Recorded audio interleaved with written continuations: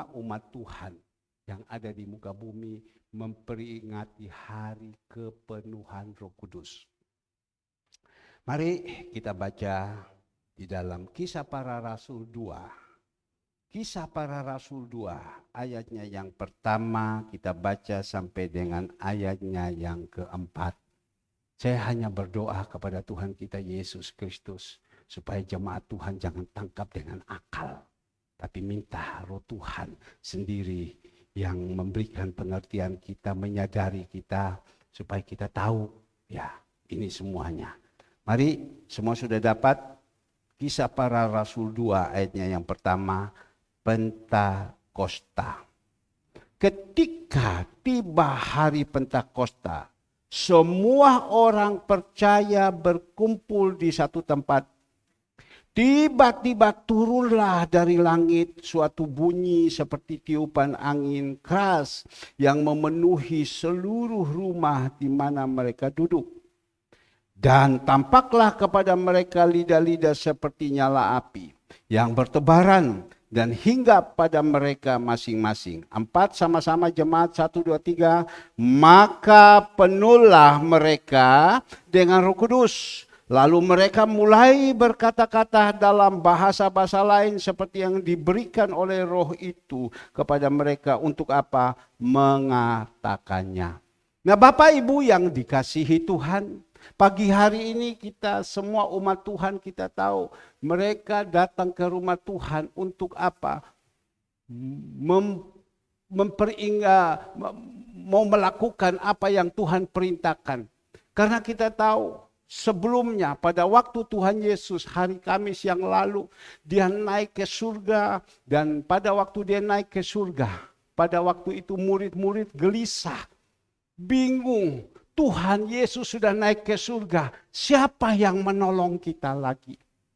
Siapa yang menjaga, siapa yang menyertai kita? Tapi Bapak Ibu yang dikasih Tuhan, Tuhan Yesus bilang, aku pergi kemana? Ke tempat di atas untuk apa? Menyediakan tempat bagimu. Satu saat sudah saya siapkan semua, saya akan datang bersama dengan malaikat surga untuk menjemput kita.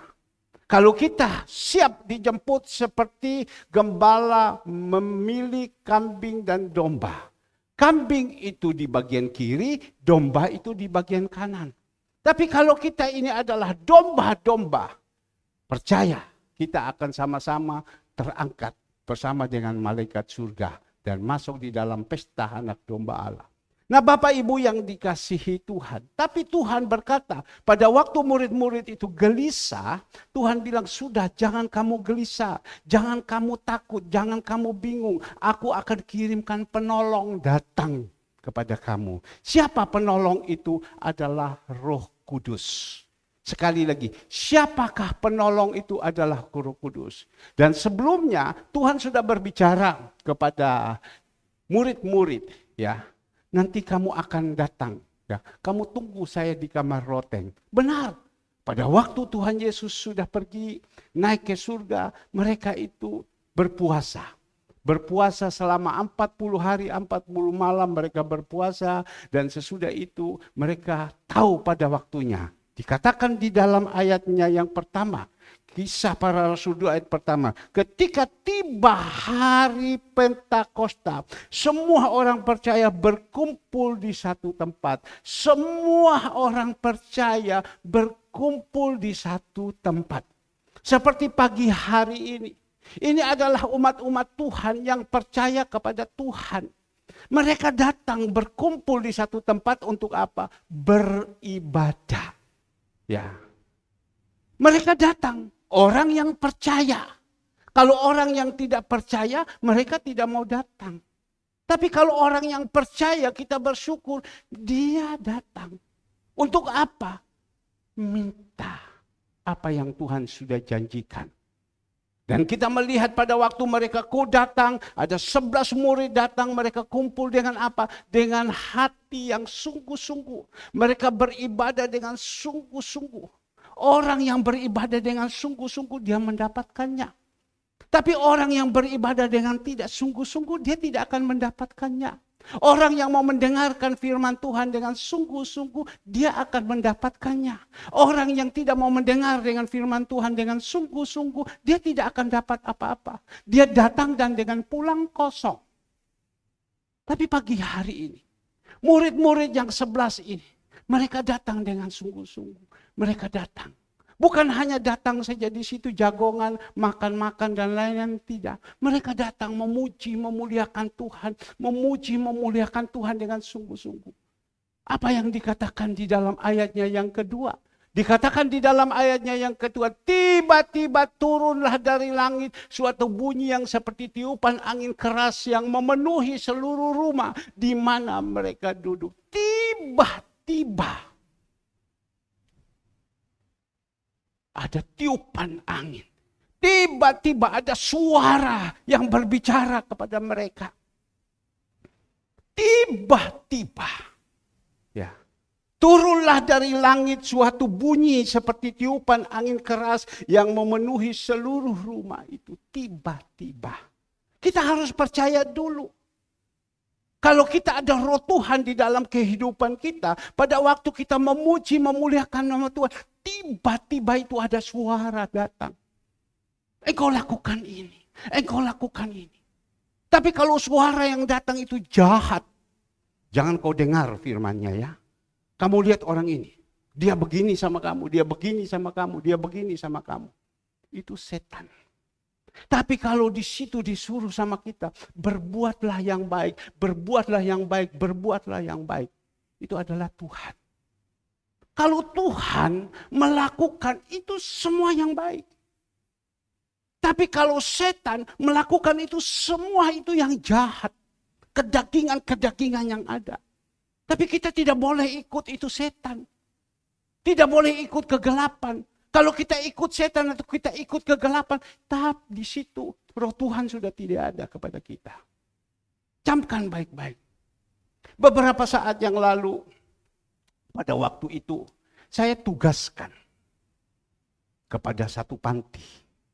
Tolong panti, kamu sebelum kirim makanan ini, kamu ambil dulu makanan di gereja. Ini ada buah-buah yang akan dikirimkan kemana? Ke satu orang tua yaitu Ibu Foni Endrawati. Karena saat ini dia sudah linglung, ngomongnya sudah tidak enak. Dia katakan, Pak Herman, ya, saya minta buah, Pak Herman, saya minta buah, saya minta buah. Itu berarti itu Tuhan suruh memperhatikan orang itu. Dan pada waktu itu saya tugaskan kepada satu panti untuk melakukan itu. Tapi saya tunggu-tunggu, tidak ada berita apa-apa. Tiba-tiba panti itu WA kepada saya, Pak mohon maaf, kami tidak bisa ambil. Itu waktu saya dengar itu, daging saya ini keluar. Saya ini bukan bilang masih hidup di dalam ini, di surga, tidak. Saya masih hidup di dunia kedagingan itu, daging saya itu keluar. Biasanya kita kalau sudah ada video, uangnya turun. Sudah ada video, uang turun. Tapi pada waktu itu dia tuliskan mohon maaf tidak bisa. Waduh, mangkel saya. Tapi pada waktu itu mangkel, apa yang setan bicara kepada saya? Kau tahan dia punya uang. Jangan kau kasih. Pada perlu 2 minggu baru bayar. Stopkan pelayanan dia. Jangan kasih. Bayangkan setan itu punya perbuatan. Bukan saya. Setan masuk sama saya. Kau tahan dia punya uang. Jangan kau bayar. Stop minggu depan jangan kasih pelayanan lagi sama dia. Itu setan punya jahat. Karena apa? Dia tidak nurut. Tapi roh Tuhan bilang apa? Ini kejahatan jangan kau balas dengan kejahatan. Balaslah dengan kebaikan. Kamu sudah di dalam Tuhan. Jangan balas kejahatan dengan kejahatan. Balaslah dengan kebaikan. Sadar saya. Ya Tuhan, ampun saya. Karena setan ini mengaum-ngaum mencari orang yang siap ditelan. Jangan kau balas kejahatan dengan kejahatan. Balas dengan kebaikan. Ayo, ini video sudah datang. bayar sekarang. Sekarang bayar. Padahal pada waktu dia berbicara kepada saya, daging saya ini sudah keluar. Ya, baik. Ya, akan saya ambil semua keputusan-keputusan. Tapi terjadi Bapak Ibu, jangan, Tuhan bilang. Kejahatan jangan dibalas dengan kejahatan. Engkau harus balas dengan kebaikan. Itu loh, mematikan daging itu yang paling susah. Saya ambil saat itu juga, saya kirimkan uang itu, saya aminkan. Plong hati saya. Karena yang saya mau balas apa? Saya tidak bayar. Saya tundakan 2 minggu. Bahkan kalau bisa minggu depan saya stopkan dulu. Ya. Tapi itulah Tuhan. Dia baik. Dia tidak pernah mengajarkan kepada kita. Orang yang berbuat jahat, kau harus balas dengan jahat. Orang yang berbuat baik, kau berbuat baik, tidak. Dia berbuat jahat dengan engkau, kau berbuatlah yang baik. Jadilah contoh, jadilah teladan seperti Tuhan Yesus. Nah, ini untuk melakukan ini yang susah. Kembali lagi, Bapak Ibu yang dikasihi Tuhan. Saya sudah bisa melakukan, ada suara. Ya. Dikatakan tiba-tiba roh Tuhan, ada suara yang datang berbicara. Maka itu kalau kita ada roh Tuhan di dalam kehidupan kita, itu pasti ada suara-suara yang bagus datang. Saya memuji, menyembah Tuhan. Tiba-tiba tadi Tuhan ingatkan kepada saya. Ya, orang tua itu kau lihat. Ya, sudah umur 86.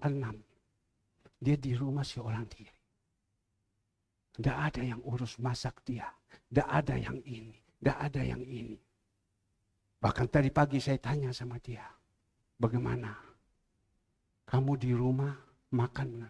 Ya ada makan, saya makan. Kalau tidak 1 kali aja cukup. Ya, bukan. Tapi kita melihat. Karena kesetiaan daripada orang tua ini. Dia berkata, dia punya uang pensiun hanya 3 juta sekian. Dari 3 juta sekian dia ambil kurang lebih 700 ribu, dia serahkan kepada Tuhan uang perpuluhan dia. Sisa 2 juta lebih. Iman yang begitu luar biasa. Sisa 2 juta lebih dihidupkan hidup dia. Harus beli ini, beli ini, beli ini, beli ini. Apakah Tuhan kasih kekurangan kepada dia? Tidak. Bahkan Tuhan perhatikan bagaimana kehidupan. Tapi kita melihat Roh Kudus berbicara. Perhatikan makanannya. Kita ini hanya dipakai. Tinggal kita mau dipakai apa tidak. Kita ini kan hanya dipakai. Penyambung tangan. Penyambung mulut. Apakah kita mau dipakai apa tidak. Maka itu doa orang benar besar kuasanya. Karena kebenaran, ketaatan dan kesetiaan Allah itu perhatikan kehidupannya. Sehingga apa yang dikatakan tadi di dalam ayat yang kedua. Tiba-tiba turunlah dari langit suatu bunyi seperti tiupan angin keras. Yang memenuhi seluruh rumah di mana mereka duduk. Ada suara-suara roh Tuhan masuk dalam kehidupan kita. Sehingga kita diarahkan apa yang kita perbuat. Ini loh. Roh Tuhan. Inilah Roh Kudus yang dijanjikan. Tapi kita belajar Bapak Ibu. Yang dikasih Tuhan. Di dalam ayat ketiga, dan tampaklah kepada mereka lidah-lidah seperti nyala api yang bertebaran dan hingga pada mereka masing-masing. Maka penuhlah mereka dengan Roh Kudus, lalu mereka mulai berkata-kata dalam bahasa-bahasa lain seperti yang diberikan oleh Roh itu kepada mereka untuk apa? Menyatakan sesuatu. Sekarang balik kita mulai merenungkan. Seluruh jemaat surya kebenaran. Kita tahu semua sudah diizinkan atau menerima baptisan air. Matius 3 ayat 11. Tolong dikeluarkan. Ada baptisan air. Semua sudah terima kan baptisan air. Sesudah aku membaptis kamu dengan sebagai tanda pertobatan air, sebagai tanda tetapi ia yang datang kemudian daripadaku lebih berkuasa daripadaku dan aku tidak layak melepaskan kasurnya. Ia akan membaptiskan kamu dengan apa? Roh Kudus. Ya, kita semuanya sudah menerima. baptisan Roh Kudus, semua saya tahu. Karena kami ini jemaat-jemaat yang ada di sini, jemaat-jemaat yang digembalakan. Sesudah Bapak Ibu menerima Tuhan Yesus, Bapak Ibu diizinkan dibaptis. Sesudah baptis kami bawa kepada Bapak Ibu ke satu gereja yang senantiasa mengajar tentang kepenuhan Roh Kudus. Dan semua sudah dipenuhi. Kita boleh merenungkan sejenak. Apakah waktu itu kita dipenuhi oleh Roh Kudus? Masih adakah Roh Kudus di dalam kehidupan kita atau tidak? Sekali lagi. Pada waktu kita dipenuhi oleh Roh Kudus, kita akan dibawakan oleh gereja ke sana. Bahkan setiap jemaat yang dibawa, saya sebagai gembala, saya pasti hadir, saya melihat sendiri. Bapak Ibu dipenuhi dengan Roh Kudus. Sehingga waktu dipenuhi oleh Roh Kudus, Bapak Ibu senang, penuh sukacita. Saya teringat pada waktu itu ada satu ibu. Kami ada komsel di rumah daripada papa mama mertua daripada saudara Alek, yaitu Kowat atau Cigyok.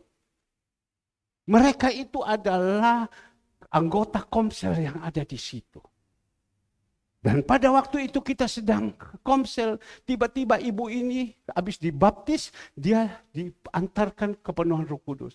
Sesudah itu dia pulang, karena dia dipenuhi oleh Roh Kudus. Dia masuk di komsel, dia bersaksi dengan sukacita begitu luar biasa.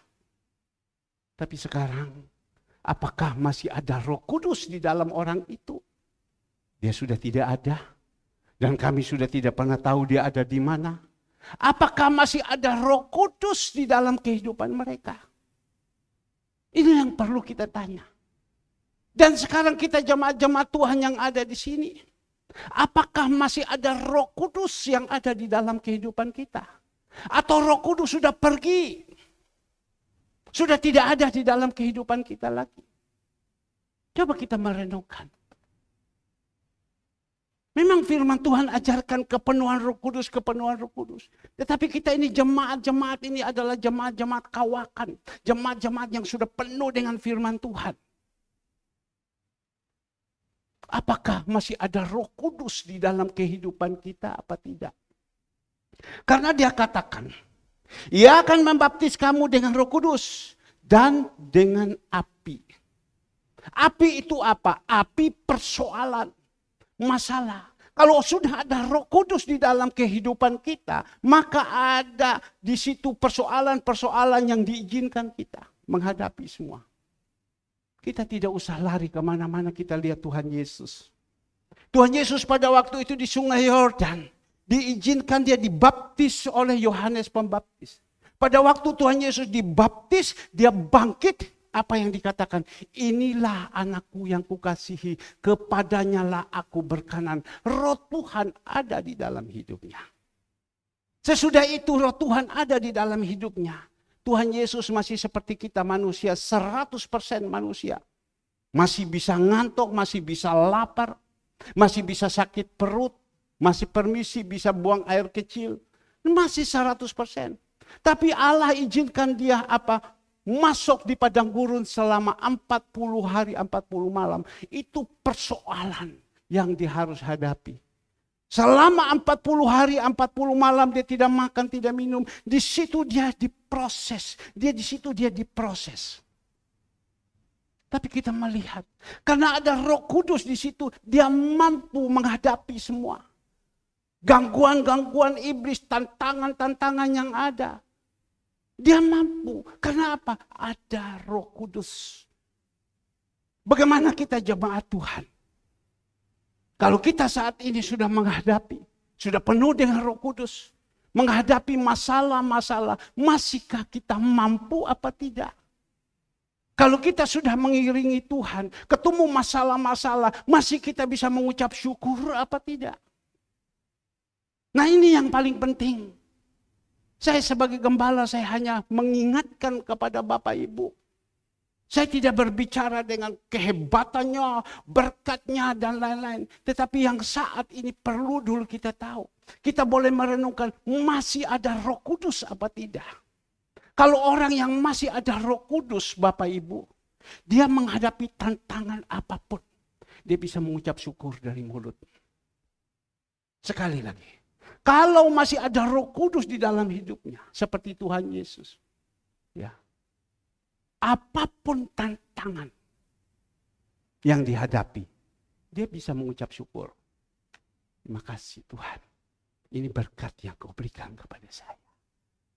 Ini adalah pengolahan, ini adalah pembentukan.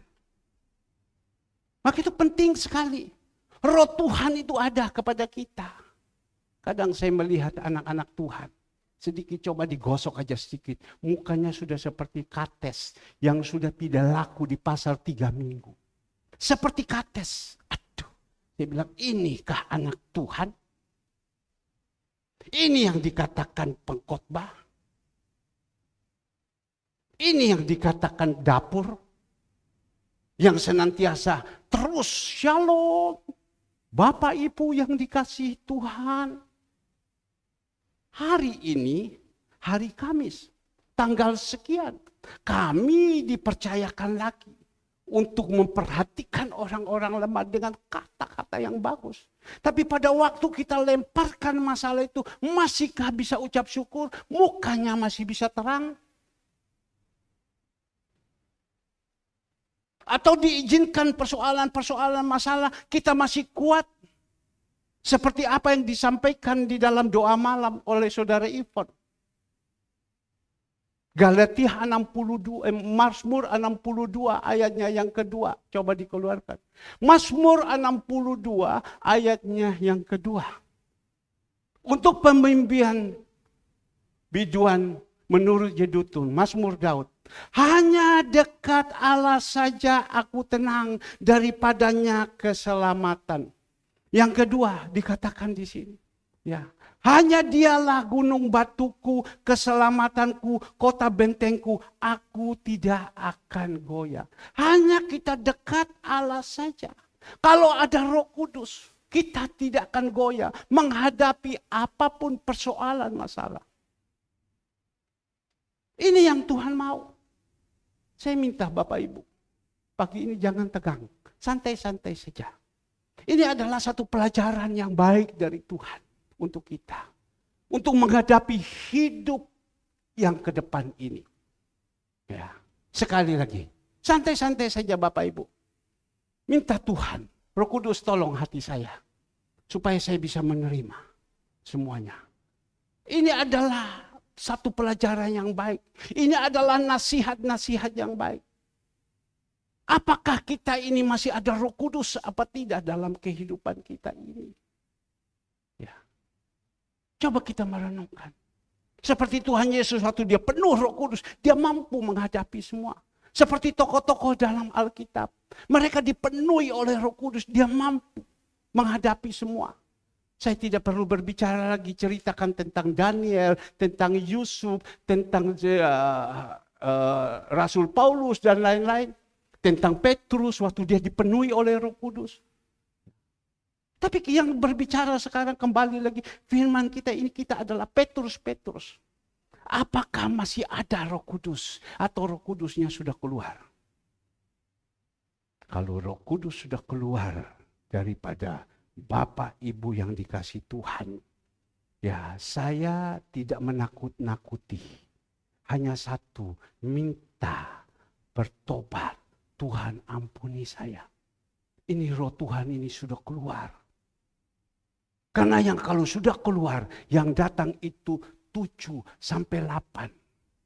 Dan Tuhan mengatakan, kalau 7 sampai 8 roh yang jahat masuk, kehidupan kita yang dulu itu dikatakan lebih jahat lagi daripada sekarang ini. Sekarang ini kalau sudah masuk 7 sampai 8, kehidupan kita yang dulu jahat, sekarang dimasukkan 7 sampai 8 yang jahat itu. Lebih jahat daripada yang lalu. Kalau yang jahat lalu itu biasa-biasa saja. Sekarang ini lebih jahat lagi. Kita mau jadi orang jahat. Coba kita sejenak, kita merenungkan. Bagaimana kita dulu sebelum percaya Yesus. Ini semua ini kan dimenangkan jiwa-jiwa ini. Ini bukan datang dari mana-mana. Paling yang datang waktu itu keluarga Bapak Budi Laksana. Yang datang sini mereka sudah dari kecil melayani. Tapi yang lain-lain ini semua ini sudah orang-orang yang dimenangkan. Tapi tolong ditanya. Ya, bagaimana? Mau kehidupan kita merenungkan kehidupan kita yang lama. Bagaimana hidup yang lama? Sudah susah, jahat, rumah tangga berantakan, dak karuan-karuan. Tapi waktu kita terima Tuhan Yesus, kita dipenuhi oleh Roh Kudus, kita mulai dibawa sama Tuhan, diangkat sama Tuhan terus. Tapi sekarang kita buang itu Roh Kudus, kita masukkan 7-8. Dan Tuhan katakan, hidupmu lebih susah lagi. Hidupmu lebih jahat lagi. Karena apa?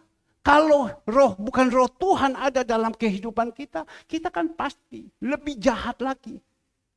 Saat-saat ini Tuhan sudah mau datang, Tuhan izinkan begitu banyak masalah-masalah.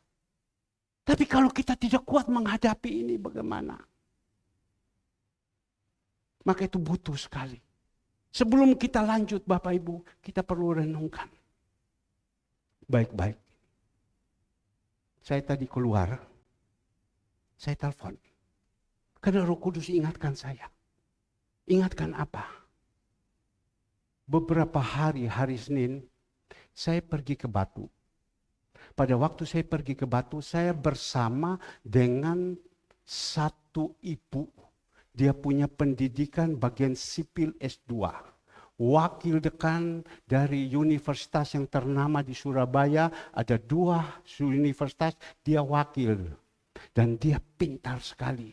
Dan dia juga diizinkan menjadi konsultan, menjadi pimpro di perusahaan pemerintah. Pemasukan bagus. Tapi keadaan sekarang keadaan yang tidak baik. Semua pada susah. Ya, dia diizinkan karena dia cantik. Orang-orang yang di atas kepingin untuk jadikan dia istri yang kedua. Atau dijadikan istri yang ketiga. Tapi dia tolak semua, dia tidak mau. Oh, kau tolak sama saya. Jadi sekarang engkau tidak dapat apa-apa. Dipecat. Pecatlah susah. Sekali lagi. Dia cantik. Jadi penguasa-penguasa kepingin ambil dia menjadi istri. Disiapkan segalanya semua. Tapi dia tolak, dia tidak mau. Tapi pada waktu itu ditolak, dia punya kerjaan habis. Dia susah menghadapi ini. Rumah habis, kontrak, uang tidak ada. Kehidupan tidak ada. Setiap hari yang dia datang sama saya, dia menangis. Dia tidak mampu. Nah, kesempatan. Saya mulai menginjil dia. Kesempatan saya mulai masukkan dia nama Yesus. Dia orang begini loh. Wah, luar biasa. Kalau Bapak Ibu lihat, waduh luar biasa orangnya. Tapi di situ saya mulai kasih, dia baca dan lain-lain. Satu saat saya ajak sama dia ke Batu. Di dalam perjalanan kami cerita, dia mulai cerita, saya berikan dia kekuatan. Nama Yesus terus saya masukkan kepada dia. Tiba-tiba ada satu telepon masuk di dalam perjalanan. Kok telepon orang ini kok dia datang sama saya untuk apa? Saya angkat karena saya bawa kendaraan, saya masukkan telepon itu di sini, saya hand free, saya pikir biasa. Ternyata Bapak Ibu yang dikasih Tuhan, saya lagi menginjil ibu ini. Dia telepon dan dia nangis. Dia ini adalah insinyur. Ya, juga S2. Tamatan seperti David punya tempat di sana. Ya. Dia seorang kontraktor besar. Rumah-rumah yang dia bangun, rumah-rumah mewah-mewah semua. Dia orang baik. Orang baik. Punya sopan santun, punya limau, punya aturan dan lain-lain. Dia orang baik. Ya, tapi dia dari satu gereja tua. Tentu gereja tua dominan kan tidak ada mengajarkan seperti ini. Hanya sampaikan selesai pulang. Tapi Bapak Ibu yang dikasih Tuhan, apa yang terjadi? Pada waktu itu dia berbicara sama saya, dia hanya teriak, Pak Herman, nangis seperti anak kecil. Dia nangis seperti anak kecil. Sampai napasnya, dia mau tahu, Pak Herman tolong saya, Pak Herman tolong saya. Saya tanya kepada dia, kenapa engkau harus begini? Dengar baik-baik. Dia bilang, Pak, Kami ini kontraktor. Kami ini pemborong. Yang kita harap uang muka. Betul kan? DP. Down payment. Uang muka. Oke, saya terima uang muka. Pada waktu saya dapat ini uang muka, saya pakai, Pak. Sebenarnya uang muka ini dikasih sekian persen dan saya harus membeli bahan-bahan segalanya. Semua saya beli untuk supaya kerjanya enak. Tetapi ini karena pengontrolan hidupnya tidak ada dan uang itu dipakai. Itu kan kadang manusia. Dipakai seenaknya, dipakai seenaknya. Mutar itu uang. Mutar. Dan sekarang pekerjaan ceklok. Plak! Putus, tidak ada kerjaan. Uang muka semua yang sudah dipakai. Ternyata kena satu orang yang sudah kasih sama dia. Yaitu satu pekerjaan. Dia tidak bisa kerja. Uang mukanya itu sudah tidak bisa. Dan ditagih kepada dia hanya tarso, entar besok. Dia ketemu dengan orang kuat. Ya. Orang kuat bukan seperti Goliat, tidak. Orang yang punya kekuatan, hubungan di luar kuat, dan hukumnya mengerti segala semua. Dia hanya kau bayar. Kalau kau tidak bayar, saya izinkan engkau masuk. Dia nangis seperti anak kecil. Disitulah saya melihat orang kalau roh Tuhan tidak ada kepada dia. Dia nangis, dia seolah-olah dia hanya teriak, Pak Herman, tolong jangan lepaskan saya. Jangan lepaskan saya. Saya butuh Pak Herman, tolong. Saya hanya ngomong kepada dia. Kenapa engkau tidak pergi kepada gembalamu? Kenapa kau tidak pergi kepada pendetamu? Engkau kan juga aktif melayani. Kenapa engkau tidak pergi kepada mereka? Ya Pak, saya disuruh Tuhan. Dia tahu ada roh Tuhan. Saya disuruh Tuhan datang kepada Bapa. Oke? Saya mulai dari Waru perjalanan saya berbicara sama dia sampai di daerah Tol Singosari. Di situ saya doakan dia dan bla bla bla. Akhirnya dia bilang, tolong Pak jangan lepas. Berapa hari dia datang lagi sama saya. Pak ini surat somasi sudah ada. Tadi saya keluar itu sebenarnya saya mau minta. Dia kirimkan surat somasi itu. Pak ini gimana Pak ini surat somasi? Bapak tahu, Bapak Ibu tahu somasi itu apa? Dipakai pengacara yang top untuk somasi kepada dia. Dan dia harus berhadapan hari Senin ini. Ya, supaya membayarnya. Bayar saya dari mana uang? Somasi itu datang. Gimana Pak? Gimana ini Pak? Datang lagi sama saya. Dan saya memberikan dia kekuatan. Apa yang menjadi pengalaman-pengalaman saya bagikan. Dulu saya pernah mengalami juga dengan gudang garam. Saya diberikan somasi, saya berhadapan. Tapi waktu itu saya gentar, saya takut, saya bingung. Tapi di situ saya mulai berikan dia kekuatan. Tapi mati saya Pak. Bayangkan S2 sipil.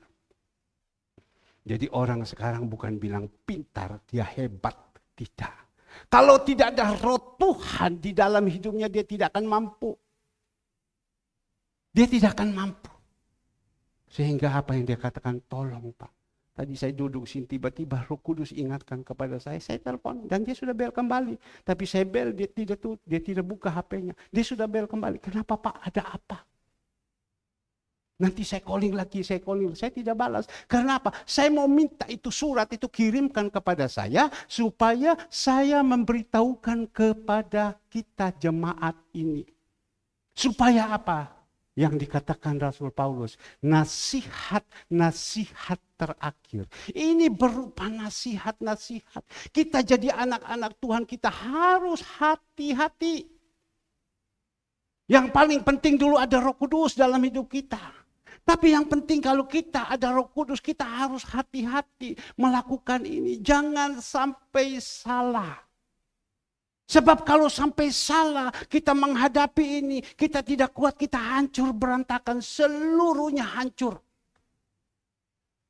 berapa minggu yang lalu saya katakan, kalau suami istri tidak seiman, tidak sepadan, tidak sesama, ya, mereka tidak sungguh-sungguh, tidak seroh, tidak sepikir, rumah tangga itu akan hancur.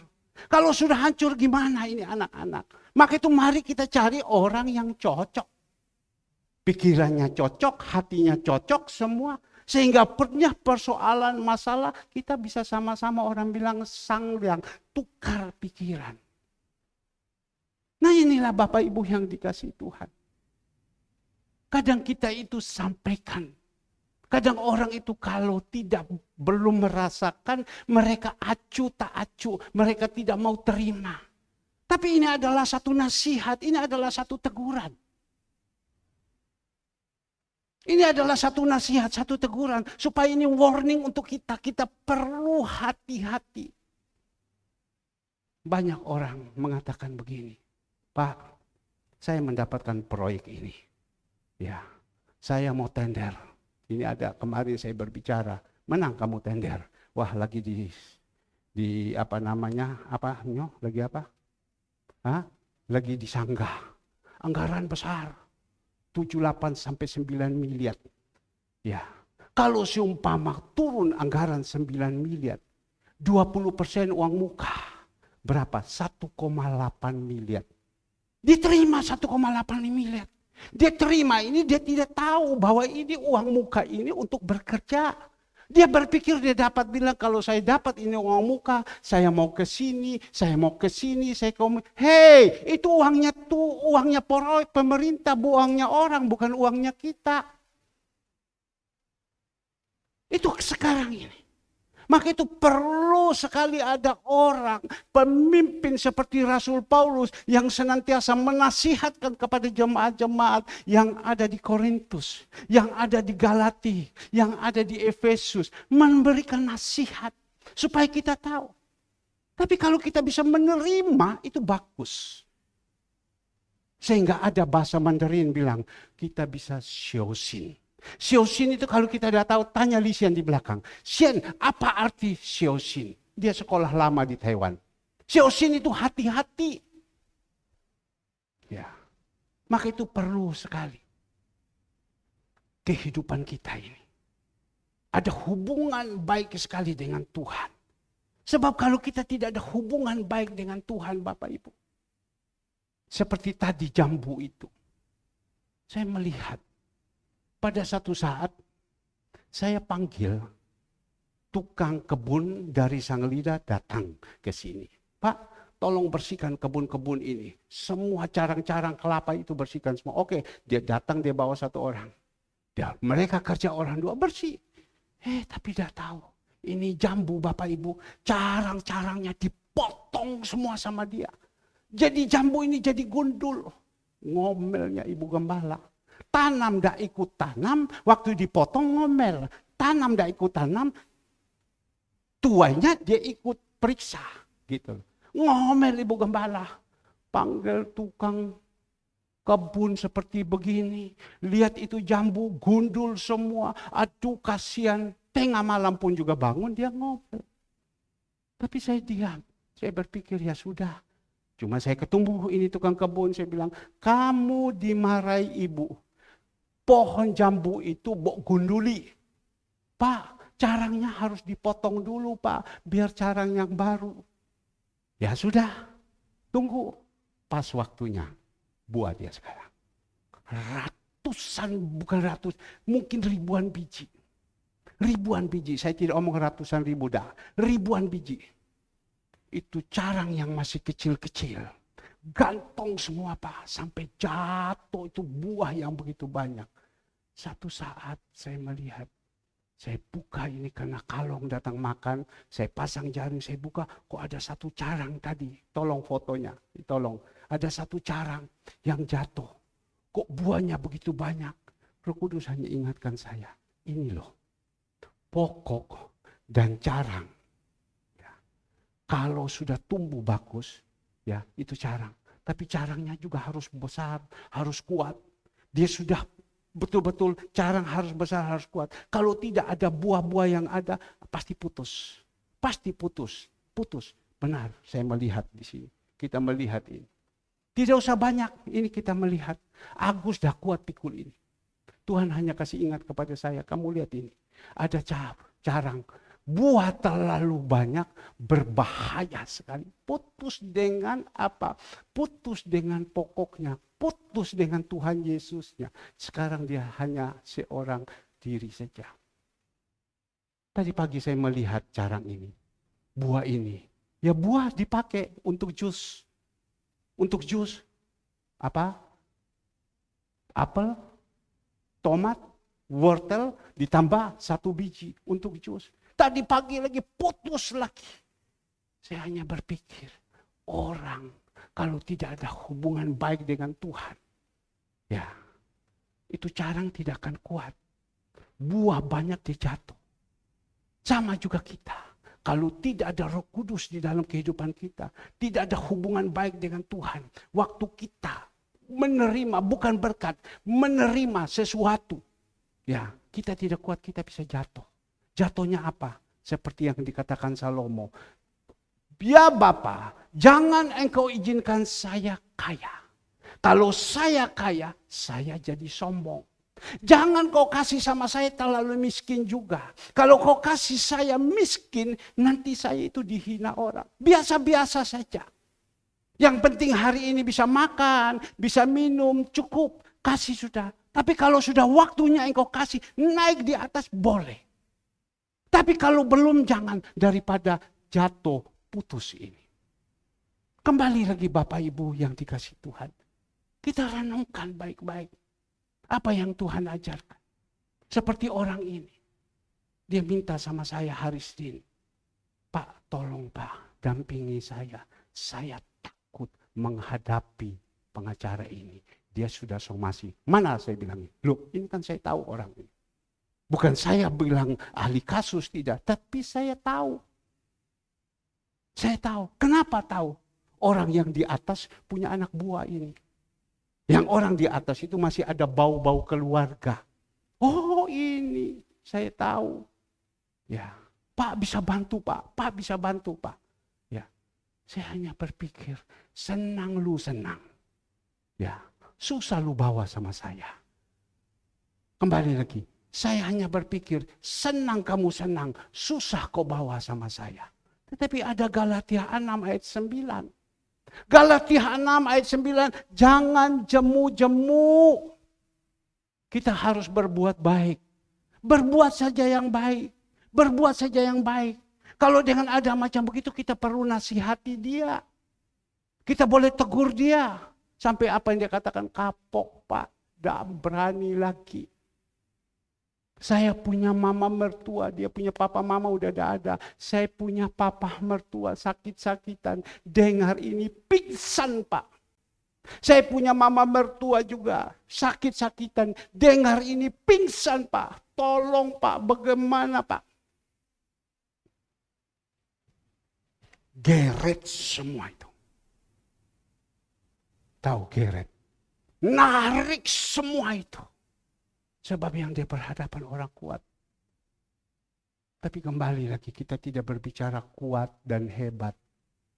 Yang penting satu, kita punya persoalan, kita punya masalah. Kalau roh Tuhan ada kepada kita, dia akan memimpin kepada kita. Engkau jalan di jalan ini. Salah, Roh Kudus bilang salah, tidak boleh. Engkau harus lakukan ini. Seperti tadi yang saya katakan. Tak putusi sama saya. Saya tahan keuangannya. Roh Kudus bilang jangan. Masa kejahatan dibalas dengan kejahatan. Balaslah dengan kebaikan. Itu namanya rem. Karena Yohanes 10 ayat 10. Yohanes 10 ayat 10 dikatakan di sini.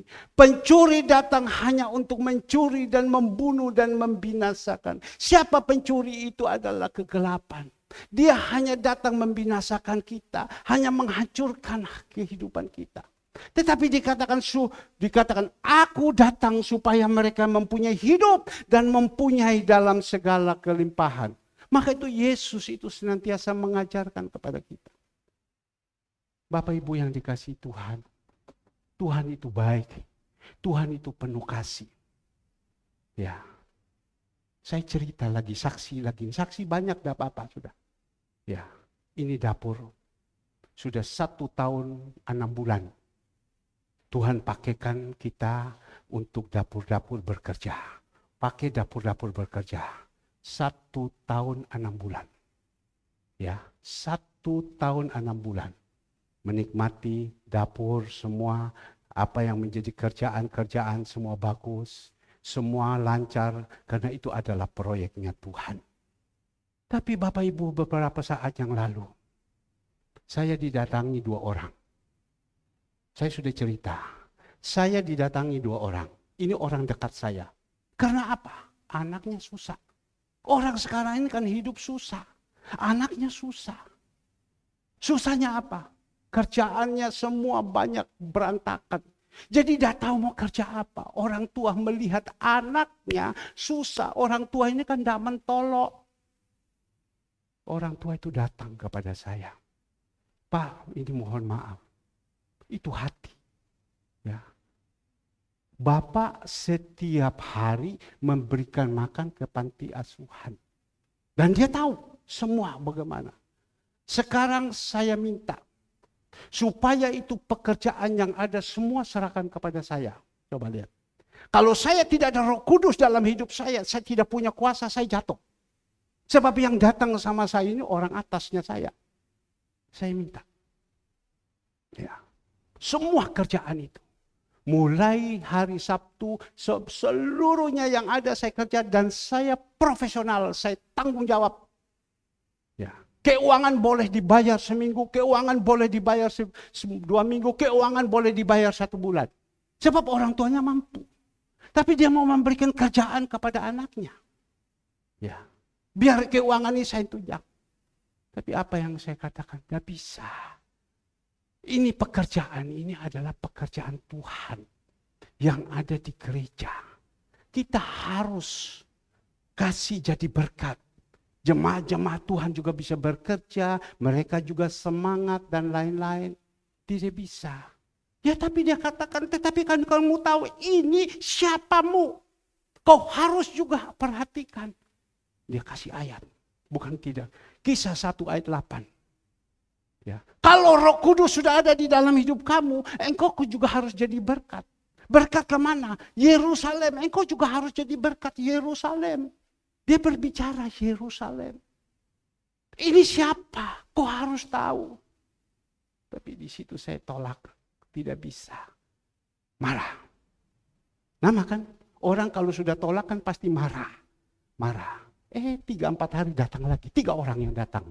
Ini pahlawan-pahlawan tentara yang kuat-kuat datang kepada saya lagi. Berbicara kepada saya. Minta. Supaya ini serahkan kepada mereka. Saya tolak. Saya punya prinsip. Saya punya kepribadian. Saya punya Roh Kudus yang mengatur ini. Ya. Bukan hanya itu saja. Sudah tidak bisa mereka tinggal, mereka marah sama saya. Itu namanya harus satu pengorbanan. Bukan itu saja.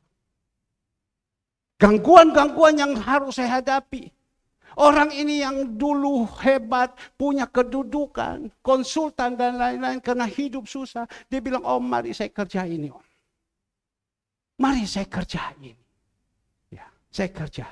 Loh, kamu bisa kerja ini? Loh, apa yang saya tidak bisa? Mau suruh apa yang saya tidak bisa? Kedua, loh, saya pakai bahasa lagi. Sebab kalau kita tolak kan salah. Saya pakai bahasa, kamu mau berkata, "Shalom. Bapak Ibu yang dikasihi Tuhan Yesus, kamu mau?" Udah apa-apa, dia bilang. Saya mau. Bayangkan, sampai begini, saya mau. Saya akan lakukan. Sampai minta Alkitab. Dan kemarin, waktu kita sedang urus semua itu, ya makanan, ada Ibu Andreas, ada ibunya, saya telepon kepada dia. "Om, saya sudah siap. Seluruhnya saya kerja, Om tidak usah pusing. Pokoknya Om tenang, perintahkan saja sama saya apa, yang penting kerjaan ini kasih saya. Saya butuh makan." Tapi Bapak Ibu yang dikasih Tuhan, ini pentingnya kalau kita ada Roh Kudus. Orang Mandarin bilang, orang Hong Kong bilang, kita kalau ada Roh Kudus kita punya jihe, punya wibawa, punya otoritas, kita berbicara, punya kuasa. Maka itu yang kembali lagi saya katakan. Pada waktu itu mereka dipenuhi oleh Roh Kudus, mereka dipenuhi oleh Roh Kudus. Apakah kita saat ini sudah dipenuhi oleh Roh Kudus? Saya percaya semua dipenuhi oleh Roh Kudus. Saya percaya semua sudah dipenuhi. Tapi sampai saat ini masih dipenuhi apa tidak? Kita melihat Kisah Para Rasul 2 ayatnya yang keempat. Pada waktu mereka ada di kamar loteng, mereka menyembah Dia, memuji, memuliakan nama Tuhan. Tiba-tiba tiupan angin turun. Apa yang dikatakan? Maka penuhlah mereka dengan Roh Kudus. Lalu mereka mulai berkata-kata dalam bahasa-bahasa lain. Seperti yang diberikan oleh Roh itu kepada mereka. Untuk apa? Mengatakannya. Kalau kita sudah dipenuhi oleh Roh Kudus sampai saat ini, sudah masih tetap Roh Kudus ada sama kita. Atau Roh Kudus. Atau roh dunia. Kalau kita ada Roh Kudus di hadapan kita bisa diizinkan untuk apa? Bisa memberikan kata-kata yang baik. Ada kuasa. Dikatakan di sini. Untuk mengatakannya. Tadi saya ada minta sama Ibu Gembala. Untuk mengatakannya. Seperti apa kita melihat. Saya hanya teringat dulu waktu kita sekolah. Kita diajarkan. Ini dulu guru kita ngajar. Seperti ini. Kita ini botol minyak wangi. Di dalam ada isi. Saya ingat dulu saya punya minyak wangi mahal itu. Saya berdoa. Tapi saya prakteksin tiba-tiba Roh Kudus katakan, kasihkan kepada orang itu. Saya kasihkan. Ya, tidak tahu sekarang masih pakai. Tidak, tapi saya rasa mungkin sudah habis. Tapi di sini Tuhan izinkan lagi. Saya praktekkan lagi. Ini tadi saya baru ingat. Ini saya sudah tahu. Saya dibelikan oleh anak saya. Minyak wangi merek Chanel. Saya tidak tahu Chanel itu minyak wangi bagus apa tidak. Ya. Tetapi saya dibelikan sama anak-anak saya. Merek Chanel. Di situ Tuhan hanya ngomong. Kalau di dalam ini. Ya. Ada minyak wangi Chanel yang asli, bagus. Wah, wanginya udah habis-habis. Wanginya udah habis-habis. Tapi kalau di dalam, ini warnanya sebegini. Mohon maaf. Kan bisa dibuka ini. Kirim air pipis. Apalagi orang itu sakit gula. Kencingnya pasti kuning. Apalagi orang itu sakit kuning. Kencingnya pasti kuning. Disemprot, dia baunya apa? Bau kencing kan? Sama juga kita. Tapi kalau saya belum digerakkan Tuhan, kasih siapa itu? Kalau saya digerakkan Tuhan, pasti kita kasih sama saya. Ya. Tapi kita melihat Bapak Ibu yang dikasihi Tuhan. Yang ada di dalam hidup kita ini apa? Kotor atau bersih? Kalau kita ini ada di dalam hidup kita kotor, ya sudah kotor. Yang keluar itu kotor. Kalau kotor itu keluar, gak bisa buat apa-apa. Gak bisa buat apa-apa.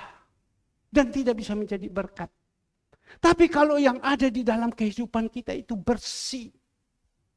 Sehingga apa yang dikatakan? Pada waktu kita mencurhatkan hati kita kepada Tuhan. Mazmur 62 ayat 9. Tolong dikeluarkan. Mazmur 62 ayatnya yang percayalah kepadanya. Setiap waktu, hai umat, curahkanlah isi hatimu di hadapannya. Allah ialah tempat perlindungan kita. Kalau di dalam kehidupan kita itu bersih. Yang ada di dalam minyak wangi Chanel yang asli. Saya tidak tahu asli atau itu palsu. Dah mungkinlah anak saya kasih sama bapaknya palsu. Kan dah mungkin. Pasti dikasihkan asli. Ya. Tapi pada waktu kita berseru kepada Tuhan. Tuhan dengar. Saya ingat ayat ini. Percayalah kepadanya setiap waktu, hai umatku. Curahkanlah isi hatimu di hadapannya. Curahkanlah isi hatimu di hadapannya. Kalau di dalam hati kita itu bersih, waktu kita curahkan itu, apa yang dia katakan? Allah ialah tempat perlindungan kita. Selah. Yang saya mau berbicara kepada Bapak Ibu yang dikasihi Tuhan. Belajarkan curahkan isi hati sama Tuhan. Belajar curahkan. Tapi bagaimana bisa curahkan ini? Hati kita ini harus ada roh Tuhan.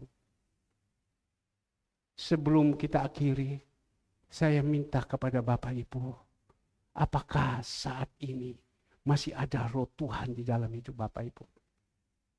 Saya minta pemusik sinar. Apakah masih ada roh Tuhan di dalam hidup kita? Kalau masih ada roh Tuhan dalam hidup kita, kita mampu menghadapi semuanya. Kita bisa menerima apa yang dinasihati, apa yang dibilangin, apa yang diomongin. Tapi kalau roh Tuhan sudah tidak ada, kita tidak bisa terima. Pada waktu mendengar ini, kedagingan itu ada yang bertolak belakang. Yang membuat kita ini hancur. Saya hanya berdoa. Hari-hari ini kan hari-hari yang penuh dengan kesusahan. Kita butuh Roh Kudus. Kita butuh Roh Kudus. Kalau Roh Kudus tidak ada, kita tidak mampu. Hanya dekat Allah saja kita tenang. Hanya ada Roh Kudus saja dalam kehidupan kita. Allah Bapa, Allah Putra, Allah Roh Kudus itu adalah satu adanya. Kalau ada Roh Kudus dalam hidup kita, kita tenang. Meskipun kesulitan-kesulitan apapun. Bahkan juga kalau ada roh Tuhan dalam hidup kita. Roh Tuhan itu berkenan dalam hidup kita pada waktu kita curahkanlah. Apa yang ada di dalam isi hati kepada Tuhan. Tuhan akan tolong. Mari Bapak Ibu. Hari Sabtu barusan ini. Hari Jumat barusan ini. Banyak dana yang kita butuh. Sekali lagi, hari Jumat barusan ini, hari Sabtu barusan ini, minggu yang ini, banyak dana yang kita butuh. Minggu yang lalu, banyak dana yang kita butuh. Pada waktu saya mendengar firman Tuhan, Saudara Ivan sampaikan, curahkan hatimu kepada Tuhan. Saya curahkan. Tidak kelihatan apa-apa. Tapi Bapak Ibu yang dikasih Tuhan, di hari Sabtu, semua itu Tuhan cukupkan. Semua itu Tuhan cukupkan. Semua itu Tuhan cukupkan. Saya hanya curahkan. Tapi Tuhan suruh saya berbuat baik. Pada hari Jumat malam. Tiba-tiba saya duduk. Tuhan ingatkan kepada saya. Kirimkan uang kepada orang ini. Tuhan ini butuh dana ini banyak. Kirimkan uang kepada orang ini. Langsung saya bilang sama dia. Kamu sekarang saya kirim dulu uang ini ya. Ya. Saya kirim dulu uang ini. Padahal dana masih butuh banyak. Kamu saya kirim dulu uang ini. Saya jalankan. Tapi kita melihat sampai hari Sabtu. Saya tidak stres. Saya tidak bingung. Saya tidak gelisah. Saya santai saja. Tapi di situ kita melihat Tuhan cukupkan. Tuhan cukupkan apa yang menjadi kebutuhan. Iblis juga bukan tidak ganggu. Iblis bilang, hey minggu depan. Hari Kamis. Hari Jumat, hari Sabtu libur, stop dulu itu panti. Disuruh. Iblis bukan tidak suruh. Stop dulu itu panti. Hari Selasa, Kamis, Jumat, Sabtu, stop dulu. Kan lumayan itu berbunyi juta. Kenggong dulu masa bodoh. Tapi Tuhan bilang, Roh Kudus bilang, tidak boleh. Itu orang-orang membutuhkan makan. Tidak boleh. Orang-orang itu membutuhkan makan. Kau tidak boleh tidak kasih. Kau harus kasih. Karena ada Roh Kudus. Roh Kudus kau hadir di sini. Ya. Haleluya. Roh Kudus kau hadir. Roh Kudus kau hadir di sini. Roh Kudus ku mengasihimu. Amin. Kau lembut, kau manis, kaulah penghiburku, penolongku diutus Bapakku